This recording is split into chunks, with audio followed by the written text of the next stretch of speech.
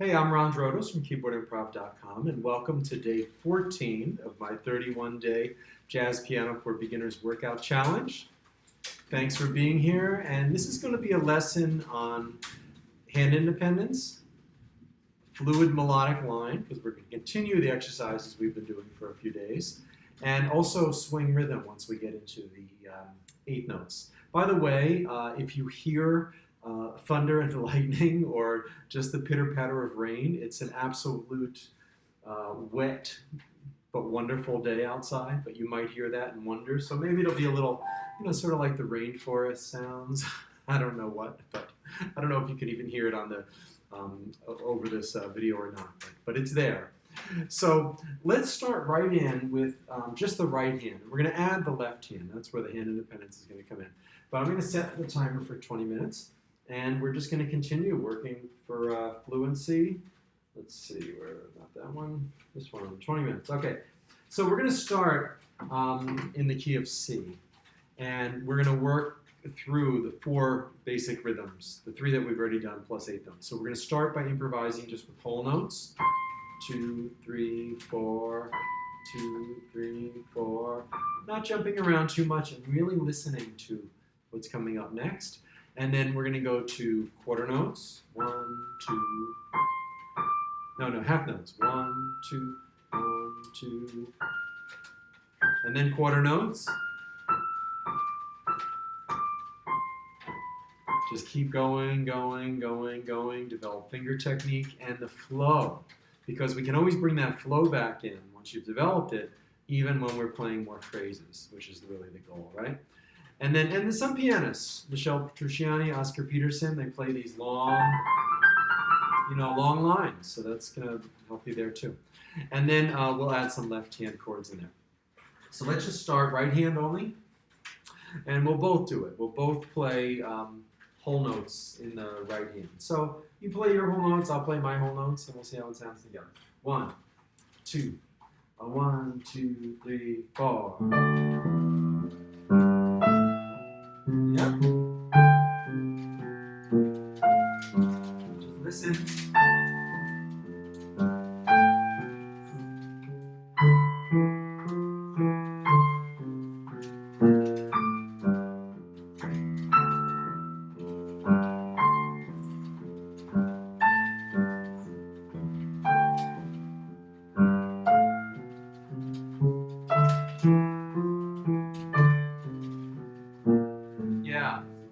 The phrase just popped into my head. What we're doing is we are prioritizing the flow. We're making the sense, I don't know if you can hear that. Wow, it's really coming down. We are making the sense of flow more important than the notes we play, although we're trying to hear the notes, or the phrasing. And so we're working on flow. We're isolating flow. 1, 2, 1, 2, 3, 4.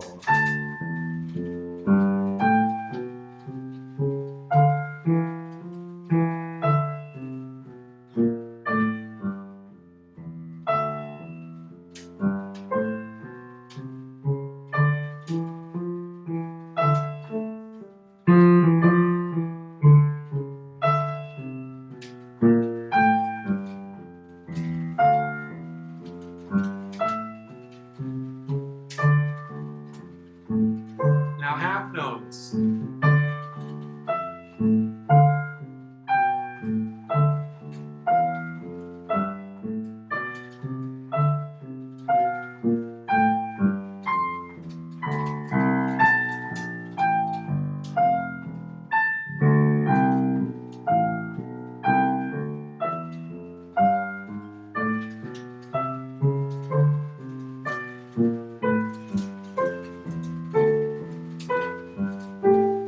Quarter notes.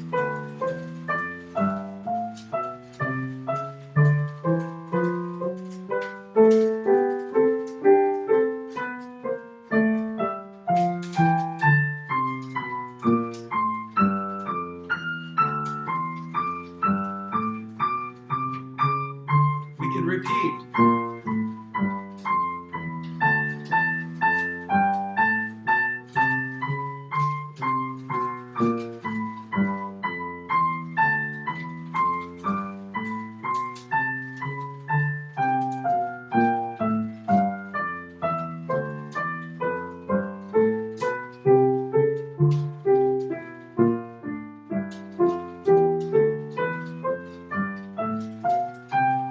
We're going to try for the 8th notes. 1, 2, here we go.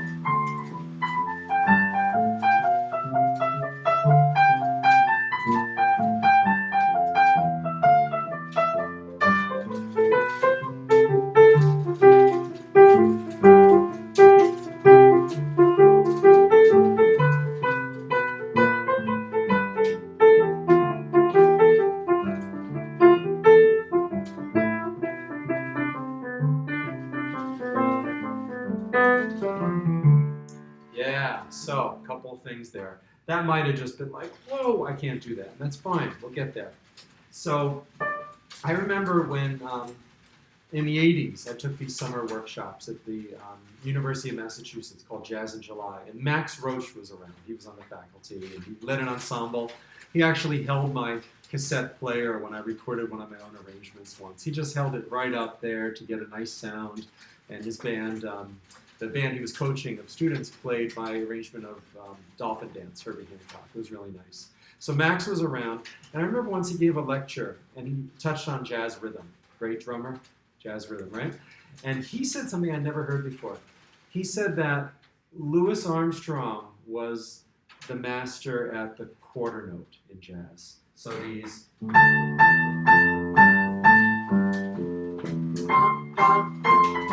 Didn't mean that Armstrong didn't play other things, but the quarter note, bum, bum, bum, just swung quarter notes, you know? And he said that, who was it? Lester Young was the 8th note. And then Charlie Parker was the 16th note.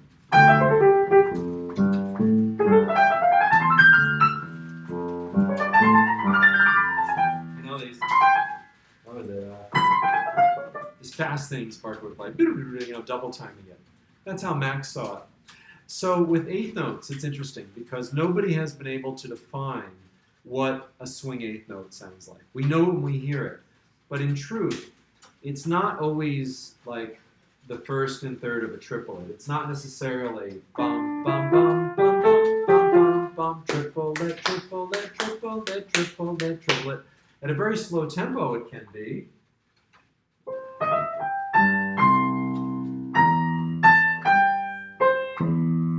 Triplet, triplet, long, short, ba-da.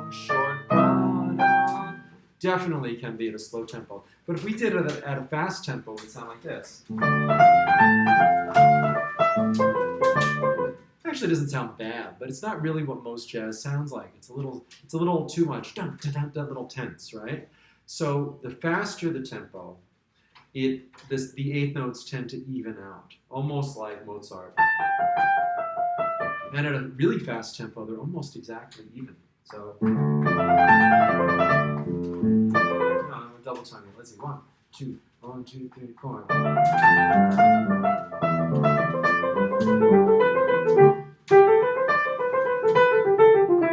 They're pretty much straight at that point.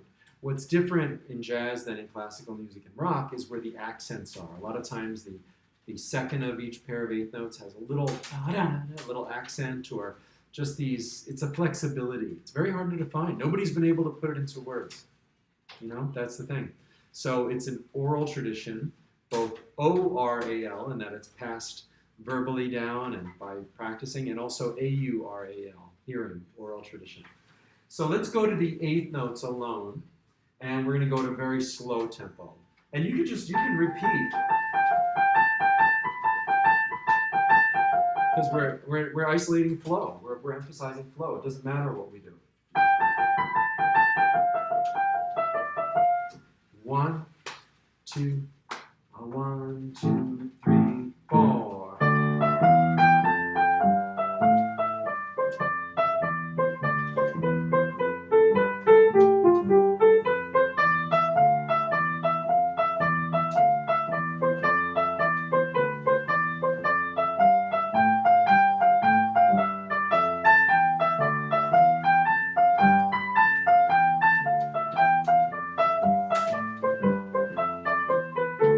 It's like improvised pen and exercises. You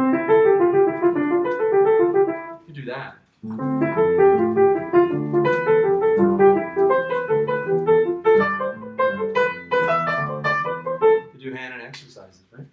That this is an exercise, right? So let's do the same thing a little faster. Just get into the eighth note flow. After a while, it feels natural. 1, 2, 1, 2, 3, 4.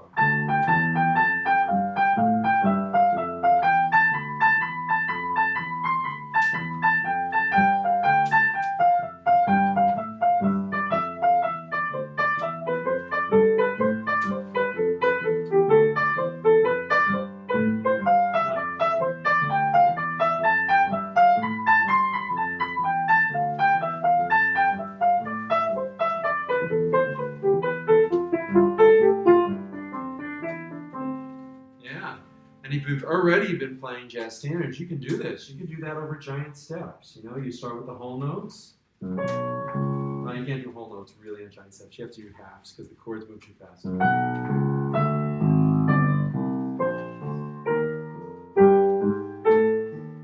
Then quarters. Right? And then eighths.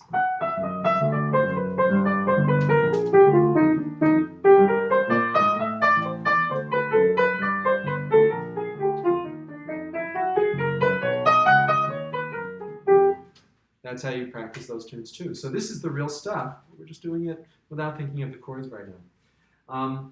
Let's do the same thing, but in the key of F. And you just have to remember the B flat there.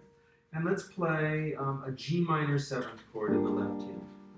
I'm around middle C, but you can use an inversion, or you can go low, even if it's a little muddy. And we just kind of basically hold it down a lot. We're just getting used to doing something in our left hand while we play this right hand thing.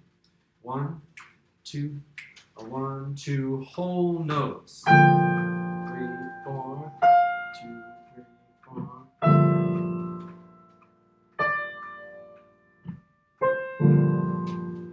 1, 2, 3, keep going.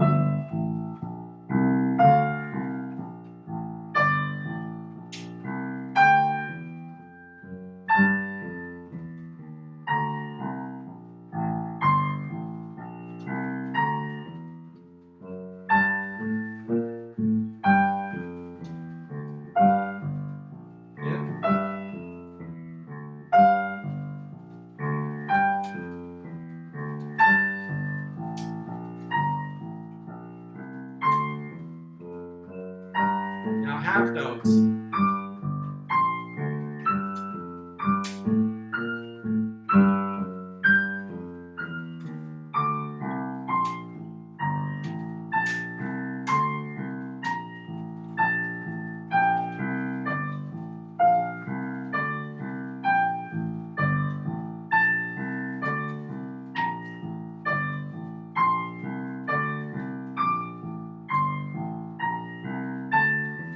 Quarter notes.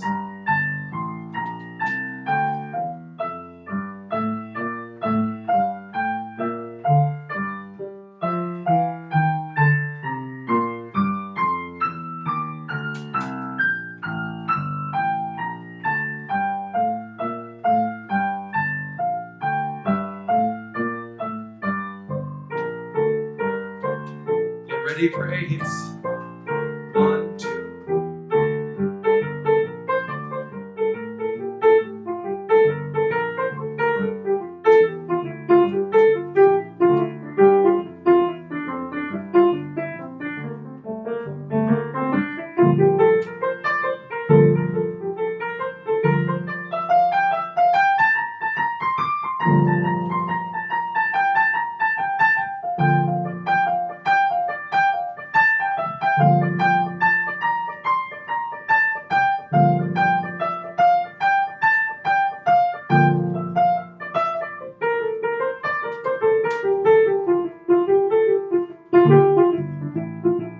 Okay, shake out our hands. Don't want to get cramped or overdo it there.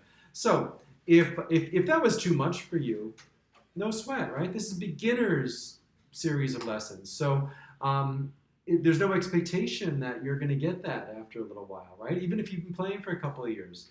Maybe right now, the quarter notes are at the limit, and that's fine. That's fine. You can stay with quarter notes. Or if you just want to try it, And then you kind of got to stop and then, okay, I'm going to try it again. It will help you eventually get it, even if you're not, quote, accomplishing it right now or even this month, okay? And the other thing is you can go back through these 31 days again. And you know, the rock beginners class that I did last month, people have been doing that for the second time. So, and by the time, who knows, in the future, maybe 5 or 6 times. I would do that. That's what I would do. So you can go through these again, definitely. Let's go to the key of G, and we're going to put an A minor 7th chord. A, C, E, G. You can do an inversion to keep it like in the nice sort of below middle C section, like E, G, A, C. You can do that. That's what I'm going to do. And we'll do the same thing. We'll go a little slower, though, with the, actually, I'll play a walking bass line. You can play that in your left hand. And we're going to start with whole notes again. 1, 2, 1, 2, 3, 4.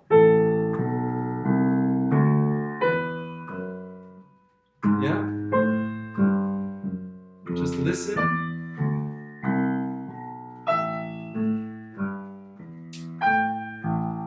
Make sure you remember the F sharp.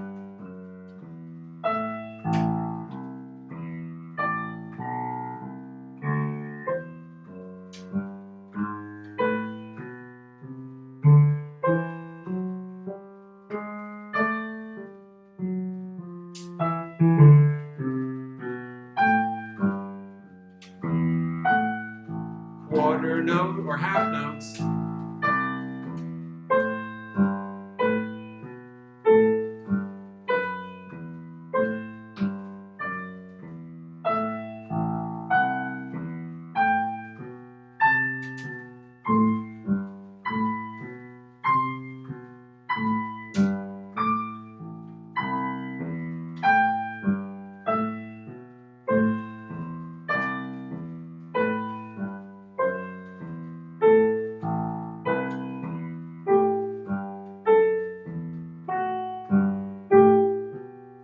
Now quarter notes.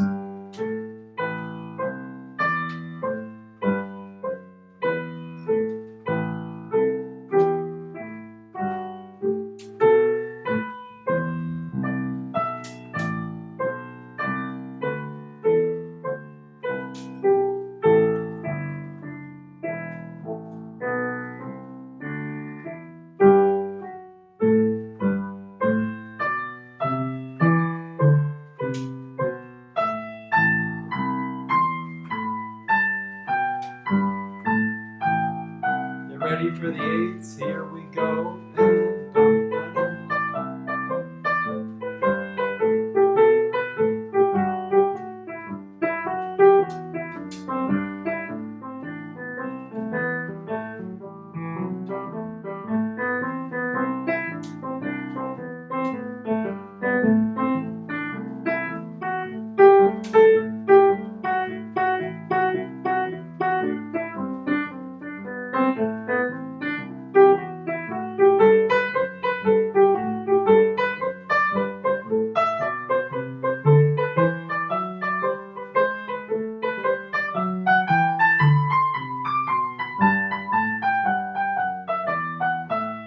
There you go. So I have a question for you.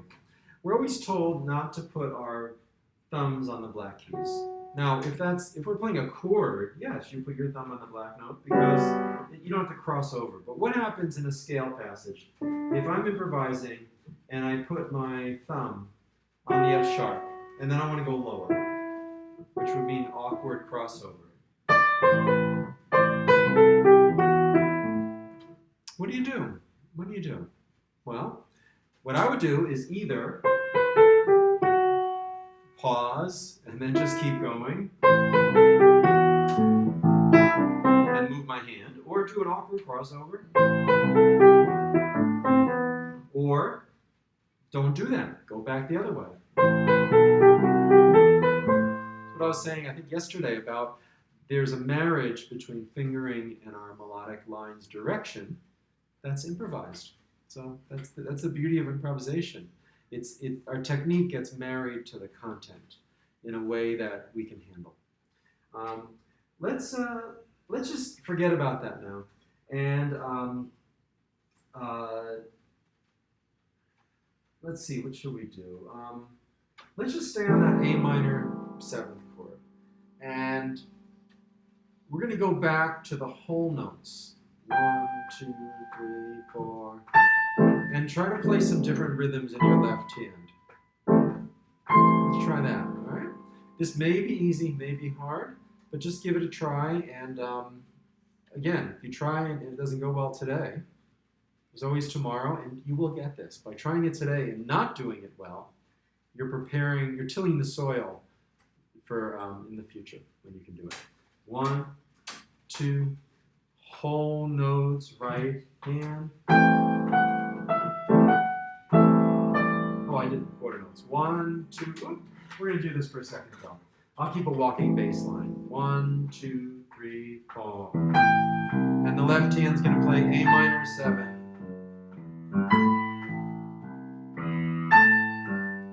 So different rhythms.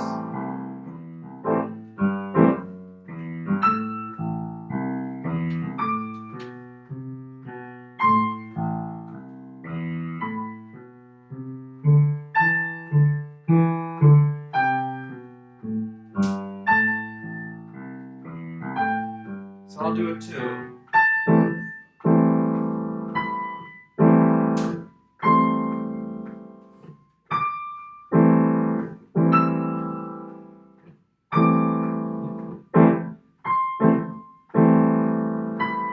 Keep going.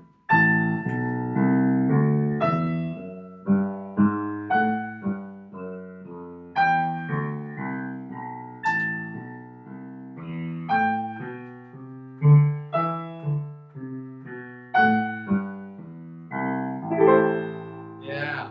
So, that is not always easy. And like I said, that's the kind of thing that took me about 5 years to really feel comfortable with. And even then, I never thought I'd be able to. Well, I always knew that I'd be able to play like I wanted to, but I didn't quite feel it happening. So I'm thrilled that I can do this. Every day I just sit down and wow, this is so much fun. But I have fun at every step of the way. So that's why I'm emphasizing that with you too. Hey, thanks for being here. This is great. My playing's already improved in 14 days. So thank you. And there's some links to click. Please subscribe if you haven't already. Get all my videos. And also, you can like the video, you can make a comment. Oh, thanks for the comments we've been getting about people's favorite jazz recordings. So comment on each other's. You can listen to them. I've been listening to everyone. It's great. This is how we learn and support each other. It's a community. There's some other videos you can click if you're interested, some other ones that you might enjoy that I'm thinking about. And, okay, put this one as a sort of end screen. Thanks again. Enjoy the rest of your day or evening, and keep practicing and having fun at every step of the way. See you tomorrow.